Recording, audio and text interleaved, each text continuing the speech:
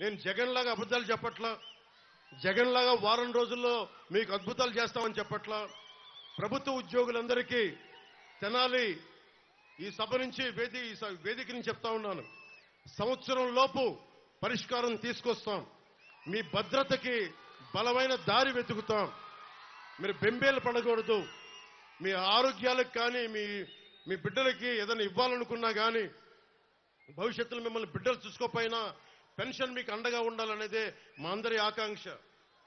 ముఖ్యంగా మీ అందరికీ ఉద్యోగులందరికీ చెప్తున్నాను, నేను ఆంధ్రప్రదేశ్ ఉద్యోగి కొడుకుని. నేను నటుడిగా కంటే కూడా, జనసేన అధినేత కంటే కూడా నేను ఒక ప్రభుత్వ ఉద్యోగి కొడుకుని, దిగువ మధ్యతరగతి కుటుంబాలకు చెందిన వాడిని. మధ్యతరగతి కష్టాలు ఎలా ఉంటాయో తెలుసు, కౌలు రైతు కష్టాలు ఎలా ఉంటాయో తెలుసు.